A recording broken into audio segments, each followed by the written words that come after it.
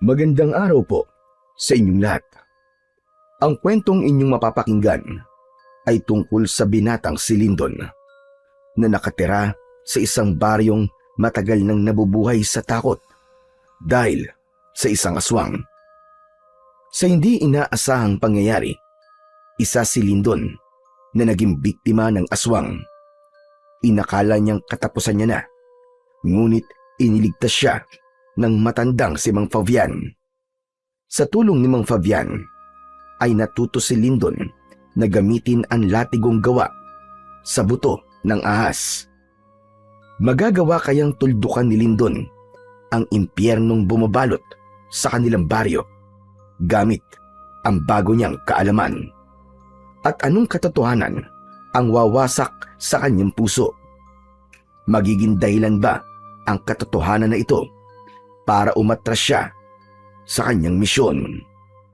Ngunit bago po ang lahat, huwag po nating kalimutang mag-subscribe at i-hit ang notification bell sa aking YouTube channel na The Voice Addict at Apong Isaak para sa mas marami pang makapigil hiningang kwentong aswang at katatakutan mula sa mundo ng kapapalagan. Umpisahan na po natin ang kwento. May kaba sa mga mata ang binatang si Lindon habang hinihintay niya sa tabing ilog. Nang umagang yun, si Amor. Ipinarating ni Amor sa matalik niyang kaibigan ni si Manolo na nais siya nitong makausap sa lugar na yon. Si Amor ay ang dalagang halos 1 taon na niyang nililigawan. Ngunit sa kasamang palad, nililigawan din ito ng mayamang lalaki sa lugar nila na si Donato. Kahit wala sa kalingkingan ni Donato dahil mahirap lang si Lindon, ay itinuloy pa rin niya ang pangliligaw kay Amor.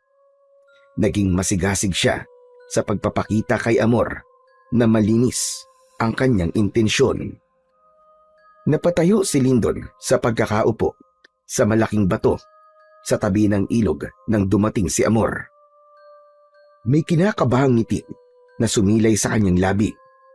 Ang hinala niya ay sasabihin na ni Amor sa araw na yon ang desisyon nito ukol sa ginagawa niyang panliligaw. Magandang umaga, Amor. Ang sabi sa akin ni Manolo ay gusto mo raw makipagkita sa akin. Kinakabahan tuloy ako sa sasabihin mo eh. Mabutit na sabi sa'yo ni Manolo. Kahit ako, kinakabahan din sa sasabihin ko sa'yo, Lindon. Teka, tungkol ba sana sasabihin mo? Sa panliligaw ko ba sa'yo? Ayoko na magpaligoy-ligoy pa, Lindon. Gusto ko na tumigil ka na sa panliligaw sa akin. Sandaling hindi nakapagsalita si Lindon. Pinroseso pa ng utak niya ang sinabi ni Amor. Maya-maya ay alanganin siyang ngumiti. Pinapatigil mo na ako? Dahil ba sinasagot mo na ako? Hindi, Lindon. Patawarin mo ako kasi kagabi sinagot ko na si Donato. Magkasintahan na kaming dalawa. Kaya wala na dahilan para ituloy mo pa ang panliligaw mo sa akin, Lindon. Napakabuti mong tao. At pasensya na kung hindi ko kayang suklian ng pagmamahal mo. Pero sigurado ako, Lindon, na makakatagpo ka ng tamang babae na kayang suklian ang nararamdaman mo. Ganun ba? Naiintindihan ko, Amor. Maraming salamat sa pagbibigay mo sa akin ng pagkakataon na maipakita at maiparamdam sa iyo ang aking pagmamahal. Masaya ako para sa inyo ni Donato. Alam ko na mas mapapabuti ka sa kanya at mabuti rin siyang lalaki. O paano, Amor? Aalis na ako. May gagawin pa kasi ako sa bahay. Ayaw nang pahabain pa ni Lindon ang pag-uusap nilang yun ni Amor dahil ayaw niyang saktan palalo ang sarili niya. Ang totoo ay hindi siya masaya para kina Amor at Donato. Masakit na hindi siya ang pinili ni Amor, ngunit kailangan niya yung tanggapin. Kinagabihan, matapos maghapunan, ay inaya ni Lyndon ang kaibigan niyang si Manolo sa isang video okay bar sa bayan. Si Manolo ay matagal niya ng kaibigan. Dayo lang ito noon sa baryo nila. At dahil sa wala itong matitirahan doon, ay pinatuloy niya ito sa kanyang bahay. Mag-isa na lang sa buhay si Lyndon, kaya wala siyang naging problema. Buwan-buwan ay nagbabayad si Manolo sa kanya. Pareha silang nagtatrabaho sa taniman ng mangga at langka ni Donato. Pagpasok ng dalawa sa video okay bar, ay umupo sila sa isang sulok. Umorder sila ng beer at pulutan. Hindi nagtagal ay sinimulan na nila ang inuman. Aba, bakit nga pala tayo nag-iinom ngayon, pare? May sineselebrate ka ba? Teka. Nako, sinagot ka na ba ni Amor? Hindi ba nag-usap kayo kaninang umaga? Sabi ko na nga, ikaw ang sasagutin ni Amor at hindi si Donato. Alam ko kasi na si Amor ang klase ng babaeng hindi tumitingin sa estado sa buhay ng isang lalaki. Mali ka, Manolo. Hindi ako sinagot ni Amor. Nakipag-usap siya sa akin kanina para sabihin na sinagot na niya si Donato. Binasted niya ako. Ano ka mo? Totoo ba yan? Matapos ng lahat ng effort mo, ay hindi ka niya sasagutin? Gusto mo ba kausapin ko si Amor? Hindi naman pwedeng mauwi sa wala ang lahat ng hirap mo sa panliligaw mo sa kanya. Hindi ka na nga nakakabili ng bagong brief kahit bacon na mga brief mo kasi nagtitipid ka para maibili lang siya ng kung ano-ano. Wag na, hindi mo na siya kailangan kausapin, Manolo. Desisyon niya yun at wala na tayong magagawa. Kailangan ko na lang tanggapin na hindi ako nanalo sa puso ni Amor. Grabe, ako nasasaktan para sa'yo. Nakita ko kasi ang effort mo Ay, nako talaga. Kaya pala bigla kang nag-aya ng mag-inom dahil doon. Akala ko pa naman celebration to. Pabihira talaga buhay to. Gusto ko lang makalimot kahit sandali lang. Kawawa ka naman, pare. Pero wag ka mag-alala. Umorder ka lang ng lahat ng gusto mo ngayong gabi. Basta, ikaw magbabayad. Oh, akala ko naman ikaw ang magbabayad. Medyo natutuwa na nga ako Kung makapagsabi ka ng umorder ako ng lahat ng gusto ko, pabihira ka Tapos ako pala pagbabayarin mo rin. Wala pa akong sasahurin Tsaka, panay ang bali ko kay Donato, di ba? Natatawang napailing na lamang si Lyndon. Nilagok niya ang bote na naglalaman ng beer. Nagpatuloy ang pag-uusap nila ni Manolo. Inilabas niya sa kanyang kaibigan ang lahat ng sama ng loob niya. Kahit papano ay nagpasalamat si Lyndon na may kaibigan siyang kagaya ni Manolo. Mahihirapan kasi siya kung wala siyang mapaglalabasan ng sama ng loob niya. Sa kabila ng hangover, ay nagawa pa ring pumasok ni Lyndon at Manolo sa kanilang trabaho ng sumunod na araw. Itinuon ni Lyndon ang atensyon niya sa trabaho.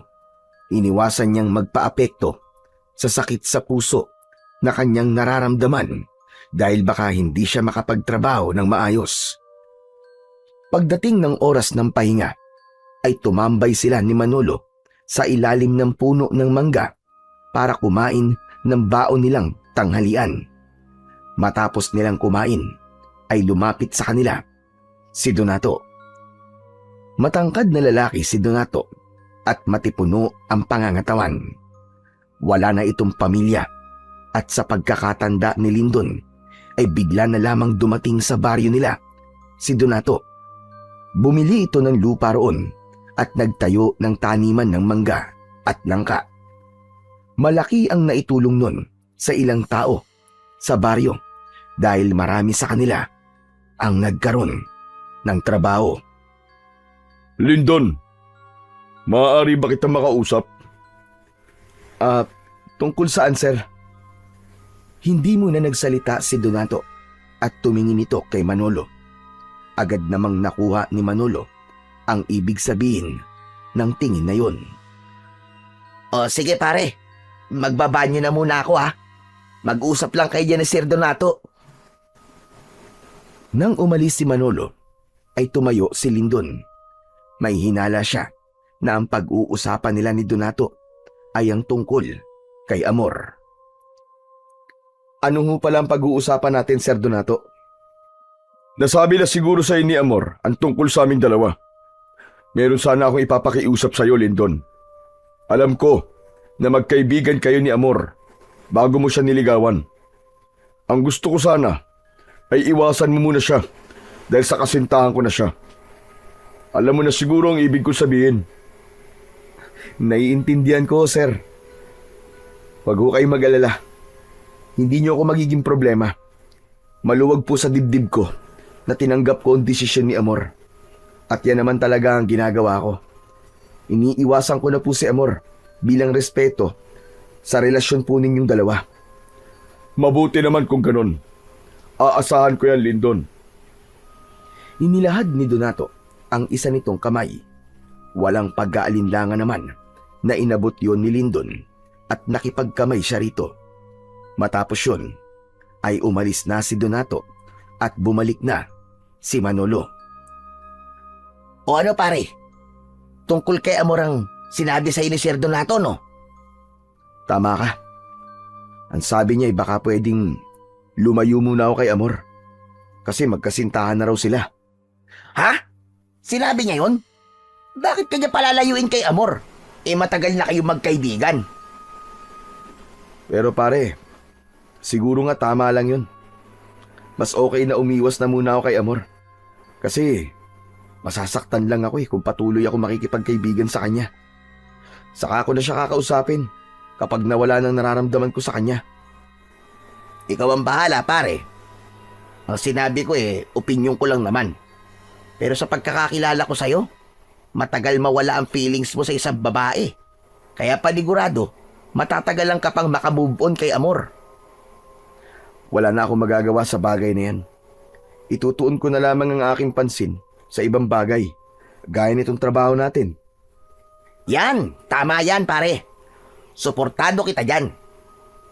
Tinapik ni Manolo ang balikat ni Lindon at ngumiti siya rito. Tumingin sa malayo si Lindon at inisip niya ang mga maaaring mangyari sa kanya sa mga susunod na araw. Ipinagdasal niya sa Diyos na sana ay gabayan siya at patatagin pa ang kanyang kalooban. Ngunit hindi lang ang pagkabigo sa pag-ibig ang bumabagabag kay Lindon, kundi ang patuloy na banta ng kamatayan na tila laging nakaamba sa bawat paglubog ng araw. Sa bawat gabi ay hindi siya makatulog ng mahimbing dahil sa banta ng isang aswang na ilang taon nang nananalasa sa kanilang maliit na baryo. Sa loob ng maraming taon ay ilang tao na ang natatagpo ang wala ng buhay. Madalas ay wakwak ang tiyan at halos wala ng dugo. Matagal nang nawala ang sigla ng baryo ni Lindon tuwing sumasapit ang gabi. Kaya naman, si Lindon ay naipit sa dalawang bangungot, ang sakit ng pagkatalo sa pag-ibig at ang takot na baka isang gabi ay maaaring siya na ang sunod na biktima ng kinatatakutang aswang. Isang gabi, matapos ang hapunan, ay nagpaalam kay Lindon si Manolo. Pare, pupuntahan ko lang sa kabilang baryo yung kaibigan ko ha. Birthday niya kasi.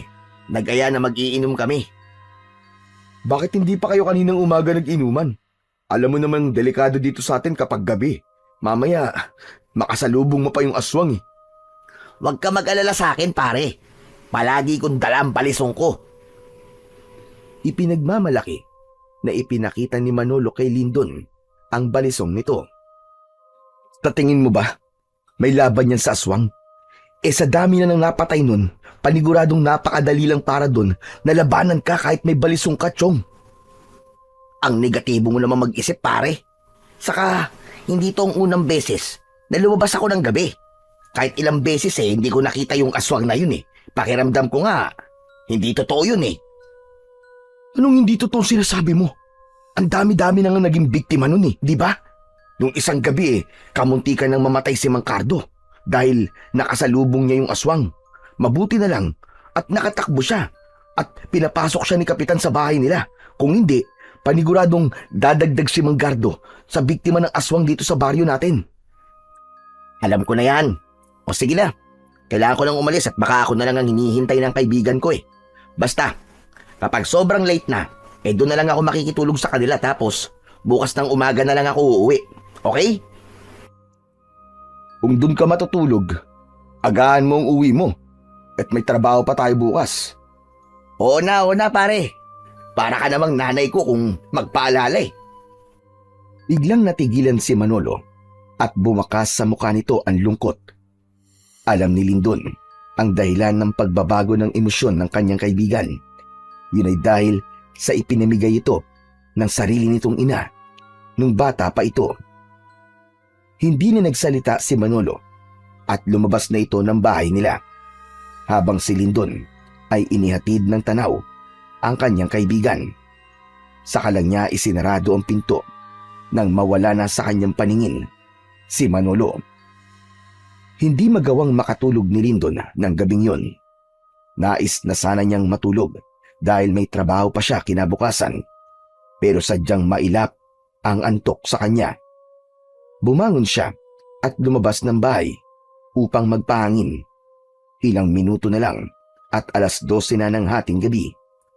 Tahimik ang paligid, kaya nang may narinig siyang pagsigaw ng isang babae sa hindi kalayuan, ay dinig na dinig niya yon. Tulong! Tulungan niyo ako! Saklolo! Teka, si Amor yun Ang unang pumasok sa isip ni Lindon ay baka inaatake ng aswang si Amor.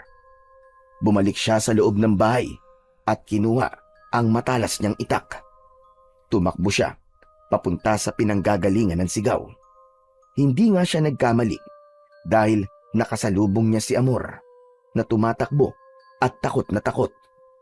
Napayakap si Amor kay Lindon na para bang naramdaman itong ligtas na ito nang makita siya. Lindon, salamat sa Diyos at nakita kita.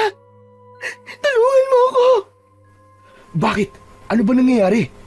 Hinahabol ako ng aswang. Ha? Nasaan ang aswang? Hindi ko alam. Kanina'y nasa likod ko lang siya. Tulungan mo ako, Lindon. Magsasalita pa sana si Lindon, ngunit isang mababang pag-ungol ang narinig nila sa kung saan. Paglingon nila sa kaliwa ay nagimbal sila nang makita nila ang aswang. Matangkad yun at may malaking katawan. Meron yung makapal na balahibo, mapupulang mga mata at matutulis na mga ngipin at kuko. Naglalawa yun na parabang gutom na gutom. Iniharang ni Lindon ang sarili niya kay Amor. Humigpit ang paghawak niya sa itak. Yun ang unang beses na nakaharap niya ang aswang, kaya matindi ang takot at kilabot na kanyang naramdaman. Umalis ka rito! Kung inaakala mo matatakot ako sa'yo ay nagkakamali ka! Hindi ka sasantuin ng itak ko! Galit na umangil ang aswang. Humakbang ito ng isa pero hindi natinag si Lindon sa kanyang kinatatayuan. Lindon, siya yung aswang na sinasabi ko sa'yo na humahabol sa akin. Huwag kang mag-alala, Amor. Hindi ko hahayaan na may mangyaring masama sa'yo. Hoy, aswang! Hindi mo ba ako narinig? Ang sabi ko umalis ka na. O gusto mo pa akong subukan? Iwinasiwas ni Lindon sa hangin ang kanyang matalas na itak. Ipinakita niya sa aswang na hindi siya natatakot kahit ang totoo ay natatakot na siya rito. Alam niya kung gaano nakarami ang napatay ng aswang at kung mamalasin siya ay mapapabilang siya sa mga buhay na kinuha nito. Ngunit sa hindi inaasahang pangyayari ay umatras ang aswang. Marahan itong humakbang patalikod habang hindi nito inaalis ang tingin kay Lindon. Unti-unting nawala ang aswang hanggang sa tuluyang yung nilamon ng kadiliman. Humarap si Lindon kay Amor na nanginginig sa takot. Hinawakan niya ang magkabilaan nitong balikat. Amor, ligtas ka na. Wala na siya. Wala na yung aswang na humahabol sa'yo. Sigurado ka bang hindi na siya babalik, Lindon? Sa palagay ko naman hindi na. Mukhang natakot siya sa itak ko eh. Maraming salamat, Lindon. Kung hindi dahil sa'yo, ay baka kung ano nang nangyari sa akin. Wala yon. Wala nga naman. Pero ano ba kasing ginagawa mo? At nasa labas ka ng ganitong oras? Alam mo namang delikado na dito sa baryo natin kapag ganitong oras na, di ba? Nagising kasi ako. Nawala sa tabi ko si Donato. Nag-alala ako sa kanya kaya lumabas ako para hanapin siya. Hindi ko naman akalain na makakasalubong ko sa daan yung aswang. Napatda si Lindon sa sinabi sa kanya ni Amor. Hindi siya tanga para hindi makuha ang sinabi ni Amor. Ang ibig mong sabihin magkasama na kayo ni Donato sa iisang bahay? Ganun na nga, Lindon. Doon na ako nakatira sa bahay niya. Gusto niya kasi na magkasama kami para nababantayan niya ako. Grabe, ang bilis naman. Hindi ko akalain na magsasama na kagad kayo sa iisang bubong. Kahit halos 4 na buwan pa lang ang relasyon nyo. Yung totoo niyan, Lindon, 2 buwan na akong buntis. Pagkapanganak ko, ay magpapakasal na kami. Ngumiti si Lindon sa kabila ng kirot na nararamdaman niya sa kanyang puso. Masakit pa rin kasi para sa kanya na hindi siya ang pinili ni Amor. Nasa proseso pa rin siya ng pagtanggap na hindi siya ang mahal ni Amor, kundi si Donato. Masaya ako para sa inyo ni Donato. Sigurado ako na magiging mabuting magulang kayo sa magiging mga anak nyo. Maraming salamat sa iyo, Lindon. Oo nga pala. Iatid na kita sa bahay ni Donato para makasiguro ko na ligtas ka makakauwi. Pero si Donato, kailangan ko pa siyang hanapin. Baka kung ano na nangyari sa kanya. Nag-aalala ako sa kanya kanina pa. Hindi magandang ideya kung hahanapin natin siya ngayong gabi. Baka makainkwentro ulit natin yung aswang na yun. Umuwi ka na muna at bukas na lang natin siya hahanapin. Magpapatulong tayo kay Kapitan kung kinakailangan. O baka naman nandun na siya ngayon sa inyo, di ba? Sa tingin ko nga ay tama ka. Sana nga nasa bahay na si Donato ngayon. O tara na, iatid na kita. Marang tumango si Amor. Hindi na iwasan ni Lindon na makaramdam ng inggit kay Donato. Nakita niya kasi kung gaano ito kamahal ni Amor dahil sa pag-aalalang ipinapakita dito ni Amor. Inisip niya na kung siya sana si Donato ay siya na marahil ang pinakamasayang lalaki sa buong mundo. Nagsimulang maglakad sina Lindon at Amor papunta sa bahay ni Donato. Nakikiramdam si Lindon sa kanilang paligid sapagkat hindi siya sigurado kung muling aatake ang aswang sa kanila. Sa awa ng Diyos ay ligtas silang nakarating sa bahay ni Donato.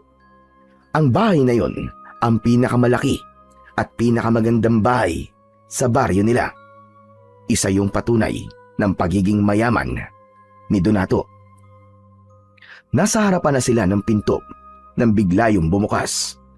Nagulat sila nang makita si Donato. Napakunot ang noo ni Donato nang makita si Lindon. Agad nitong hinawakan ang kamay ni Amor at hinila ito palapit. Bakit magkasama kayong dalawa? Anong ginawa nyo?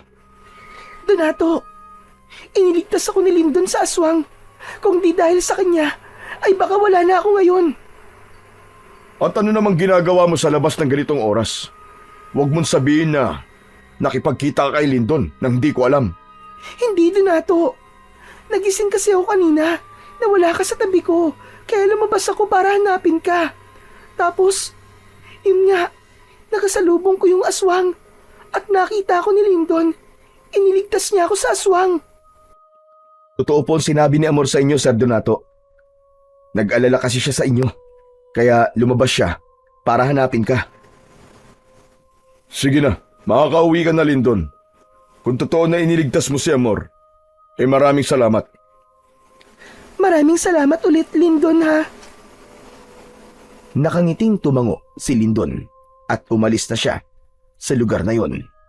Alam niya na nagduda si Donato sa kanila ni Amor at naawa siya kay Amor dahil mas inuna pa ni Donato ang pagdududa kesa sa hindi magandang nangyari sa nobya nito. Malapit na si Lindon sa bahay nang biglang may humawak sa kanyang balikat mula sa likuran niya. Nagulat si Lindon. Mabilis siyang humarap at muntik niya ng tagain sa leeg ang nasa likuran niya. Mabuti na lang at nakita niya na si Manolo yon. Pambira ka, pare! Ano ba? Ako to! Huwag mo naman akong patayin! Langya ka? Akala ko kasi aswang ka eh. Aswang? Sa gwapo kong to? Napagkabalan mo kong aswang? Pambihira! Pasensya na. Paano? Nakaharap ko kasi yung aswang kanina eh. Ano ka mo? Totoo ba yung sinabi mo? Nakaharap mo talaga yung aswang? Oo pare. Pero sa bahay na tayo mag-usap. Mas ligtas doon kesa dito sa labas. Magkasamang naglakad na ang magkaibigan hanggang sa makarating sila sa kanilang bahay. Isinarado at ikinendado ni Lindon ang pinto bago siya umupo sa isang mahabang upuan sa sala. Bakas ang pagod sa kanyang muka. Si Manolo naman ay kumuha ng tubig sa kusina at inabot kay Lindon. Oh, uminom ka na muna at namumutla ka eh. Salamat pare. Matapos ubusin ni Lindon ang isang baso ng tubig, ay sa kanya ikinuwento kay Manolo ang lahat ng nangyari. Maging ang pagdududa ni Donato ay ikinuwento niya rin. Dahil sa kwento mo na yan, naniniwala na talaga ako na merong aswang dito sa baryo natin. Pero ang hindi ako makapaniwala ay mas inuna pa ni Sir Donato ang magduda kaysa mag-alala kay Amor. Parehas tayo na naisip pare. Grabe. Naawa nga ako kay Amor kasi naramdaman ko na parang walang pakialam si Donato sa kanya. Wala naman tayong magagawa kasi siya ang pinili ni Amor eh. Sa bagay, tama ka. Pero maiba ako Manolo. Bakit palang bilis mong umuwi? Akala ko ba doon ka matutulog? Wala eh. Natapos kagad yung inuman namin eh. Kaya kung mapapansin mo, hindi ako lasing. Paano kasi? Iisang bote ng alak yung binili ng may birthday. Nung naubos na, gusto niya na mag-ambagan kami ng mga bisita niya para bumili ng alak. Siyang may birthday tapos kami ang sasagot sa alak. Aba, mali naman yun. Kaya umuwi na lang ako. Ang kunat mo talaga. Hindi yung pa pinagbigyan. Sumahod naman tayo kahapon, di ba? Kahit na may pera ako, hindi ako mag-aambag sa pang-alak niya, no? Ang lakas ng loob niyang mag-aya ng inuman tapos isang bote lang palang kaya niya. Bagyang natawa si Lindon sa sinabi ni Manolo. Hindi nagtagal ay nagpaalam na siya kay Manolo na matutulog na siya. Pumasok na siya sa kanyang kwarto at nang nakahiga na siya ay patuloy pa rin niyang iniisip ang nangyari. Hanggang sa sandaling yun ay hindi pa rin siya makapaniwala na nakaharap na niya ang aswang at nakita niya yun ng malapitan. Kahit pumikit siya ay hindi pa rin nawala sa isip niya ang nakakatakot na itsura ng aswang. Mabilis na lumipas ang mga araw at buwan. Patuloy na namuhay sa takot ang mga tao sa baryo ni Lindon dahil sa pag-atake ng aswang. Kahit isa sa kanila ay walang naglalakas ng loob na tugisin ito. Kahit ang kanilang kapitan at ang mga tanod ay takot na magronda sa gabi. Sanay na sila na walang inaasahan para sa kanilang proteksyon, kundi ang kanilang sarili lamang. Simula nang iligtas ni Lindon si Amor sa aswang, ay hindi na sila muling nagkaroon ng pagkakataon na magkausap. Nagkaroon siya ng hinala na pinagbawalan na ito ni Donato na makipag-usap sa kanya. May mga pagkakataon na isinasama ni Donato si Amor sa taniman at doon niya napansin na lumalaki na ang tiyan nito. Dahil sa buntis na si Amor at ikakasal na ito kay Donato, ay mas lalong pinilit ni Lindon na alisin na ang nararamdaman niya kay Amor. Isiniksik niya sa kanyang sarili na wala na talagang pag-asa na maging sila sa huli at palagi na lang niyang ipinagdadasal ang kaligayahan ng babaeng kanyang iniibig. Isang umaga, habang abala sa pagtatrabaho sa taniman, ay lumapit si Manolo kay Lindon. Bagya siya nitong si Nico, kaya napatingin siya sa kanyang kaibigan. Hoy, ano ka ba? Hindi to ang oras ng kwentuhan, no? Alam ko kaya ka nandito kasi makikipagkwentuhan ka na naman sa akin. Wala naman tayong masyadong ginagawa, ikaw naman. Pero tignan mo sina Amor at Donato. Ang laki na ng tiyan ni Amor, no? Siguro, malapit ng mga anak yan. Hayaan mo na sila, Manolo. Bakit parang hindi ka masaya? Akala ko, Ben, sabi mo sa akin magiging masaya ka na lang para kay Amor. Oo nga, pero hindi naman ganun kadaling tanggapin ng lahat.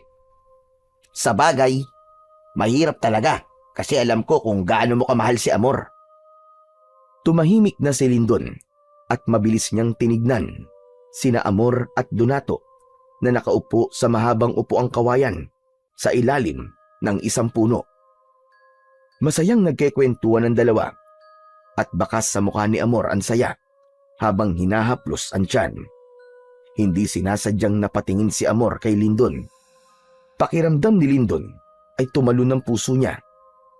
Nang matipid na ngumiti sa kanya si Amor, iniwas niya ang tingin sa babae at nagkunwaring abala sa kanyang ginagawa. Isang gabi, habang mahimbing na natutulog si Lindon, ay nagising siya sa sigawan ng mga tao sa labas. May mga sumisigaw na naroon na naman daw ang aswang, kaya agad siyang bumangon at lumabas ng kanyang kwarto. Sumilip siya sa pinto at nasilayan niya ang mga taong nagkakagulo, ngunit hindi niya makita ang aswang. Ngunit sa kilos at reaksyon ng mga tao, alam ni Lindon na naroon ang aswang. Kinabahan si Lindon dahil may posibilidad na pasukin ng aswang ang bahay ng kahit na sino sa kanila at hindi ligtas ang bahay nila sa pag-atake nito.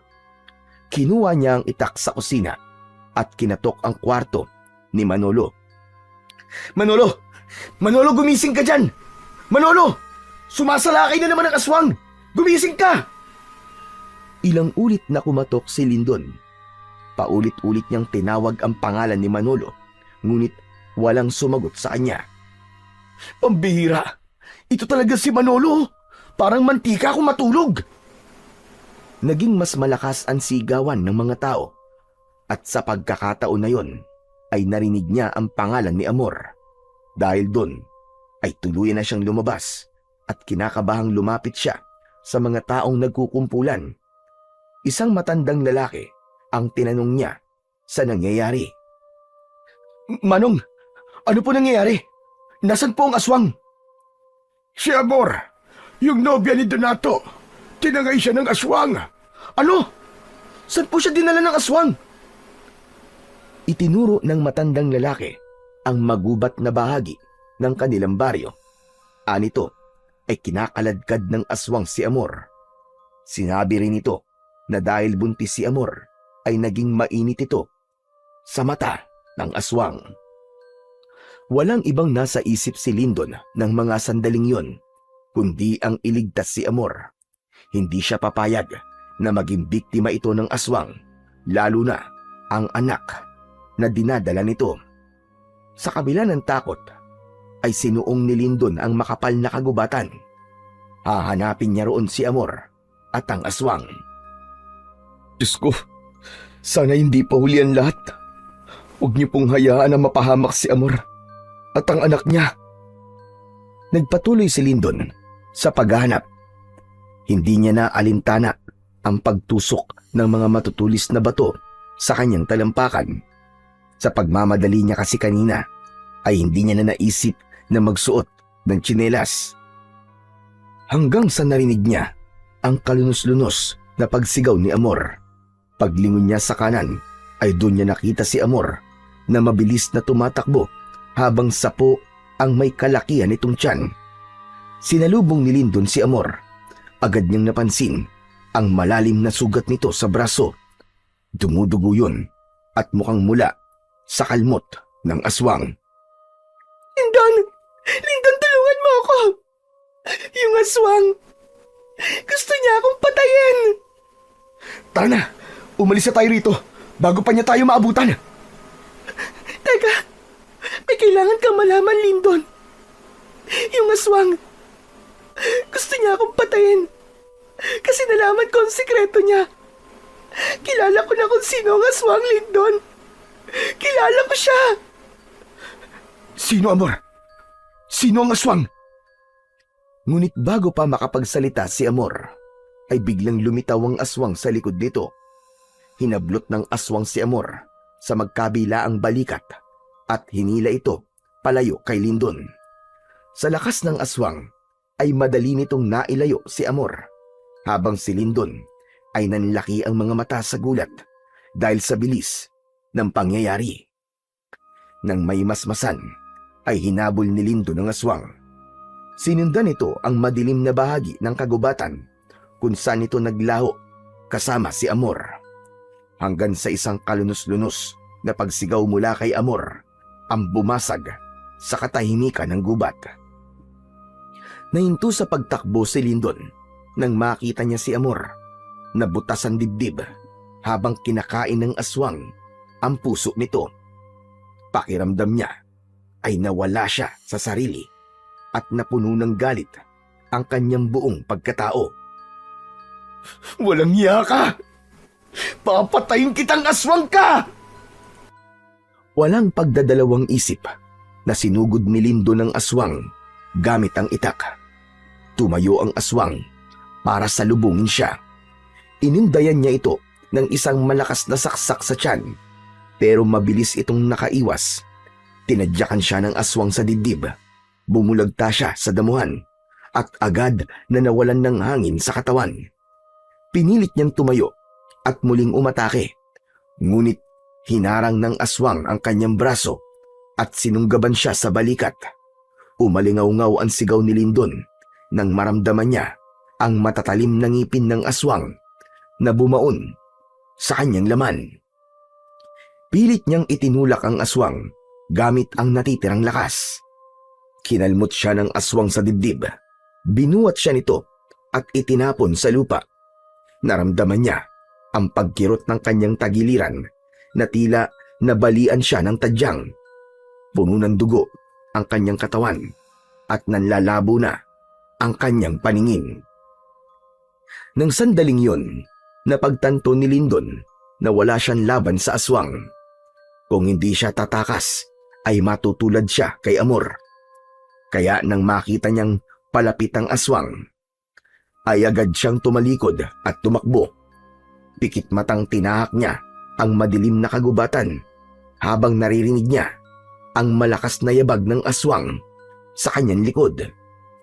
Ngunit sa hindi inaasahang pangyayari, ay nahulog si Lindon sa pababang lupa. Nawalan siya ng balanse at nagpagulong-gulong siya paibaba.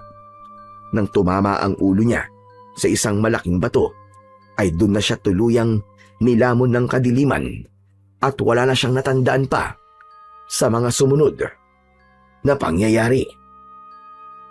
Ang buong akala ni Lindon ay katapusan niya na, kaya laking gulat niya nang muli siyang magising sa loob ng isang kubo na hindi pamilyar sa kanya.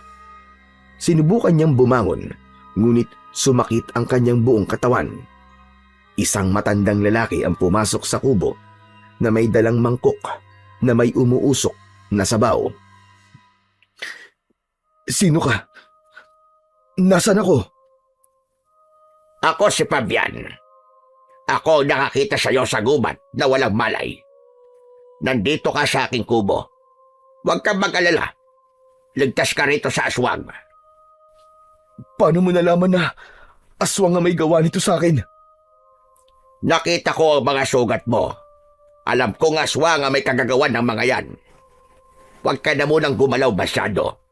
Sariwa pa ang mga sugat mo at may bali pa ang ibang parte ng iyong katawan. Ngunit huwag kang mag-alala. Nalinis at nilagyan ko na ng gamot ang iyong mga sugat. Bumalong ang luha ni Lindon nang maalala niya ang nangyari sa babaeng minsan niyang inibig na si Amor. Bumalik sa alaala niya ang pagkain ng aswang sa puso ng dalaga. Papatayin ko ang aswang na yun. Pinatay niya ang babaeng mahal ko. Hindi ko siya mapapatawad. Hindi kita pipigilang gawin yan kung yan ang nais mo. Pero sa ngayon, mas makabubuti kung magpapagaling ka na muna, amang. Sa kalagayan mo ngayon, ay hindi mo pa kayang labanan ng aswang. Oh, heto, humigop ka na sabaw. Nagluto ko ng sinabawang talbos ng kamote. Makabubuti to para sa'yo. Pinagmasdan ni Lindon ang matandang lalaki habang inilalapag nito ang mangkok sa maliit na lamesa sa tabi ng papag kung saan siya inihiga. Tinulungan siya nitong makasandal sa dingding. Maaliwalas ang mukha ng matanda at kahit noon lang niya ito nakita ay magaan kagad ang kalooban niya rito. Ma'am Fabian, maraming salamat po sa pagligtas niyo po sa buhay ko. Napakabuti po ng puso niyo.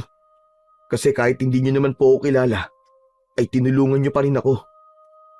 Kung patay ka nung nakita kita, ay pababayaan na lang kita. Pero buhay ka pa at lumalaban. Hindi kaya ng konsensya ko na hayaan ka roon na tuluyang mamatay. Pero mamaya na tayo mag-usap. Humigop ka muna ng sabaw para kahit papano magkalaman naman ang sikmura mo. Pinilit ni Lindon na humigop ng sabaw kahit wala siyang ganang kumain. Patuloy kasing naglalaro sa utak niya ang pagpatay na ginawa ng aswang kay Amor. Napakasakit para sa kanya ng pangyayaring yun, lalo na't hindi lang ang buhay ni Amor ang kinuha ng aswang, kundi maging ang buhay ng sanggol na dinadala nito. Matapos maubos ni Lindon ang sabaw, ay doon na siya muling kinausap ni Mang Fabian. Nagpakilala na siya sa matanda at ikinuwento niya rito ang lahat ng nangyari. Simula sa ilang taong pag-atake ng isang aswang sa baryo nila at ang pagpatay ng aswang kay Amor. Lahat ng detalye ay sinabi niya kay Mang Fabian.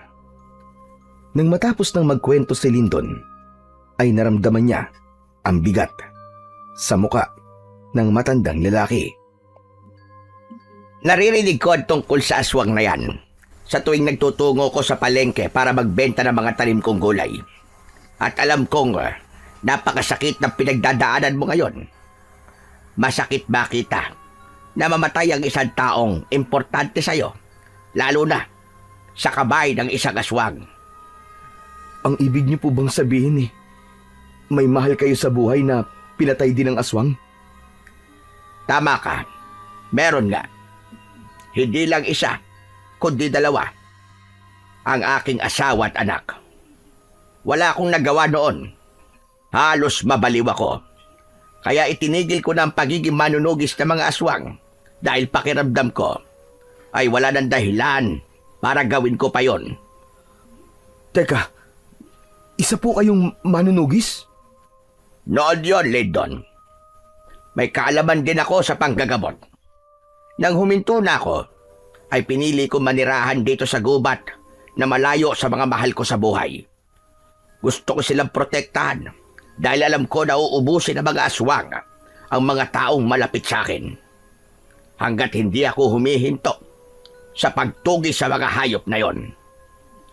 Hindi akalain ni Lindon na mas mabigat pa pala ang naranasan ni Mang Fabian kung ikukumpara sa nangyari sa kanya.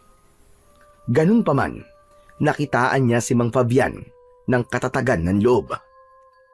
Gusto ko pong patayin ng aswang na nananalasa sa aming baryo, Mang Fabian.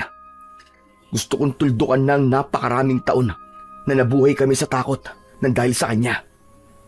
Panahon na para kahit isa ay may lumaban sa halimaw na yun.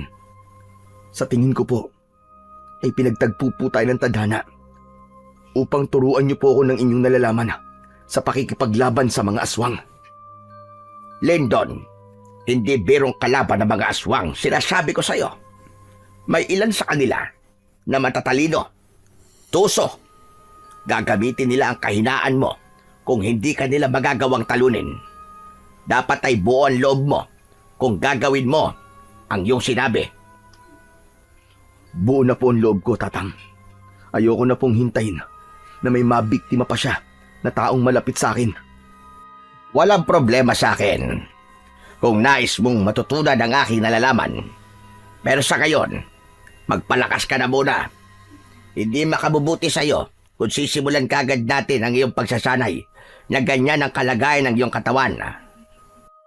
Sumang-ayon naman si Lyndon sa sinabing yon ni Mang Fabian. Naiintindihan niya na hindi siya maaaring magpadala sa kanyang galit. Alam niya na hindi siya maaaring sumabak sa gera na walang alam sa kung paano makipaglaban. Sa mga sumunod na araw, ibinuhos ni Lyndon ang lahat ng natitira niyang lakas upang makabangon. Sa kabila ng sakit ng mga sugat at panghihina ng katawan, ay pinilit niyang gumalaw araw-araw kahit paunti-unti lamang. Lahat ng sinabi ni Mang Fabian na ukol sa mabilis niyang paggaling ay sinunod niya. Walang sawang inalagaan siya ni Mang Fabian at makalipas lamang ang ilang linggo ay natuyo na nga ang mga sugat ni Lyndon at tuluyan na siyang nakabawi ng lakas. Kahit paano ay nasanay na rin si Lyndon sa buhay niya sa gubat. Wala siyang ibang taong nakakausap kundi si Mang Fabian, ngunit hindi naalis sa kanya ang pag-aalala sa kanilang baryo. Isang hapon, nakaupo si Lyndon sa labas ng kubo. Nakatanaw siya sa araw na unti-unti nang lumulubog. Maya-maya pa ay dumating si Mang Fabian na may dalang bigas na nakalagay sa plastic bag. Nakangiting lumapit ang matanda kay Lyndon. Kumusta ka naman dito, iho, habang wala ako? Ayos lang po, Mang Fabian. Pero hindi ko po maiwasang mag-alala sa mga tao sa aming baryo eh. Sigurado po ako na hanggang ngayon ay patuloy pa rin naghahasik ng lagim at kamatayan yung aswang na yon. Handa ka na ba, Lyndon? Gusto mo naman turuan kita ng kaalaman ko sa pakikipaglaban sa mga aswang? Handa na po ako, Mang Fabian. Ayoko na pong patagalin pa ang pamamahinga ko. Kailangan ko nang harapin ang aswang na yon. Sige, bukas ay sisimulan na natin ang iyong pagsasanay. At sisiguraduhin ko na bago ka sumabak sa pakikipaglaban sa aswang na yon, ay handa ka at ikaw ang mananalo. Maraming salamat po, Mang Fabian. Napakalaking tulong niyo po talaga sa akin. Tumango si Mang Fabian. Matapos yun, ay tinulungan na ito ni Lyndon na maghanda ng kanilang hapunan. Nangako siya sa kanyang sarili na seseryosohin niya ang pagsasanay at gagawin niya yon hindi lang para ipaghiganti si Amor, kundi upang mapalaya ang baryo nila sa takot sa aswang. Kinaumagahan, nagising si Lyndon na may kakaibang sigla dahil alam niya na yun ang unang araw ng pagsasanay niya sa tulong ni Mang Fabian. Sa pagtayo niya ay naghahain na ng almusal ang matanda. Nilagang kamote at saging na sinamahan ng mainit na kape ang kanilang almusal. Habang kumakain ay nagbigay si Mang Fabian ng ilang impormasyon tungkol sa mga aswang. Alam mo, Lyndon, hindi basta-basta mga aswang. Hindi sila katulad ng mga tao. Mas mabilis sila, mas malakas at mas matalas ang pandama. Pero hindi sila perpekto. May mga kahinaan din sila. Ano po ang kahinaan nila, Mang Fabian? Una sa lahat, ayaw na ayaw nila ng asin. Ganon din sa bawang. Pero hindi lahat ng aswang ay takot sa asin at bawang. May mga natuto ng tiisin ang epekto ng mga yon sa kanila. Ayaw din nila sa amoy ng sinunog na goma. Ngunit may iba na kapag gutom na gutom ay nakakayang tiisin ang lahat para lang makapambiktima. Paano naman po sila mapapatay? Hindi basta-basta namamatay ang isang aswang. Ang karaniwang itak ay hindi sapat. Kahit masugatan mo sila, ay may kakayahan silang pagalingin ang kanilang sarili sa pamamagitan ng pagdila sa kanilang sugat. Kailangan mong gumamit ng agimat, mutya o isang hindi pangkaraniwang sandata na ginawa para sa pakikipaglaban at pagpatay sa mga aswang. At kapag bilog ang buwan, ay mas malakas sila. Huwag kang lalaban sa oras ng kalakasan nila kung hindi ka handa. Bilisan mo na ang iyong pagkain. Kumain ka ng marami dahil hindi magiging madali ang ating pagsasanay. Itinuon muna ni Lindon ang atensyon sa pag-aalmusal. May kasiyahan siyang naramdaman sapagkat mamaya ay magkakaroon na siya ng kaalaman sa pakikipaglaban sa mga aswang. Matapos ang almusal, ay nagtungo sina Lindon at Mang Fabian sa likod ng kubo. Meron dong malawak na lupa na magandang lugar para sa isang pagsasanay. Nakaharap si Lindon kay Mang Fabian. Parehas na seryoso ang kanilang muka. Gaya na sinabi ko sa iyo kanina, ay kailangan mo ng mabisang sandata na panlaban sa mga aswang. Ang ibig niyo po bang sabihin meron kayong ganung sandata? Meron. Hintayin mo ako rito at kukunin ko lang. Sandaling bumalik si Mang Fabian sa loob ng kubo. Sa pagbabalik nito, ay may dala na itong isang bagay na noon lang nakita ni Lindon. Para yung isang latigo na gawa sa buto ng isang hayop. Ito ang sandatang sinasabi ko sa iyo. Gawa ito sa mga buto ng isang ahas na pinapaniwala ang alaga ng isang diwata sa kabundukan ng Kanlaon. Ipinamana pa to sa akin ng aking lolo na isa ring mahusay na manunugis noong panahon niya. Ayon sa aking lolo, nang mamatay ang alagang ahas na yon ng diwata, ay iniwanan nito ang katawan ng ahas na yon sa isang kuweba. Ang lolo ko ang nakakita sa buto ng ahas na yon. Ipinaliwanag pa ni Mang Fabian na ang mga buto ay nilinis at pinatuyo sa ilalim ng araw sa loob ng 7 araw. Pagkatapos ay pinakuluan yun sa banal na langis. Hindi ito basta latigo lamang, Lindon. Isa itong pangil ng liwanag laban sa kadiliman. Kung marunong kang gumamit nito, kaya nitong durugin ang laman at buto ng kahit nanong aswang. Pero tandaan mo, hindi ito gumagana kung ang puso mo ay puno ng galit at paghihiganti. Dapat malinaw ang layunin mo. Inabot ni Mang Fabian ang latigo kay Lindon. Naramdaman niya ang bigat nun. Ang latigo ay may habang halos 5 talampakan. Ang hawakan nun ay gawa sa isang matibay na uri ng kahoy. Sa dulo ng latigo ay may matulis na buto na para bang sinadya yun upang dagdag na pang-atake sa kalaban. Hindi nagtagal ay sinimulan na ni Lindon at Mang Fabian ang pagsasanay.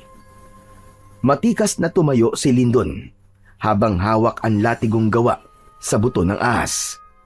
Mahigpit ang pagkakakapit niya sa hawakan nito, habang si Mang Fabian naman ay ilang hakbang lang ang layo. May hawak itong lubid na kunwari ay latigo.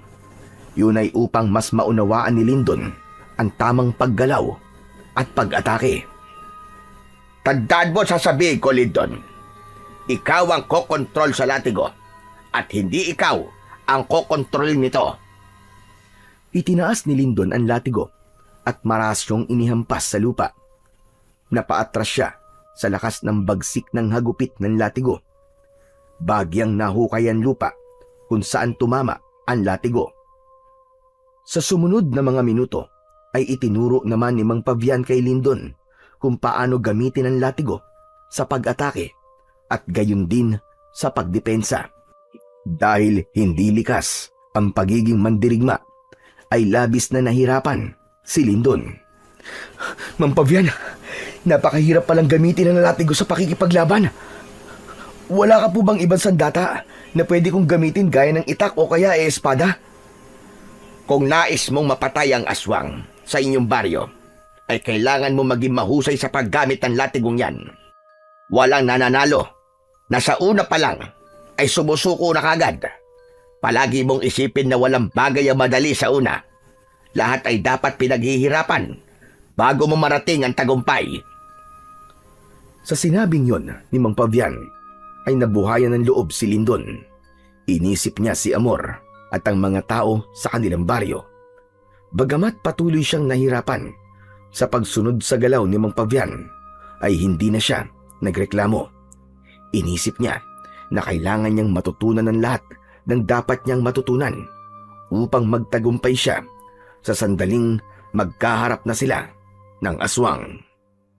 Habang lumilipas ang oras, ay unti-unti niyang naramdaman ang pagkakaisa ng kanyang katawan at ng latigo.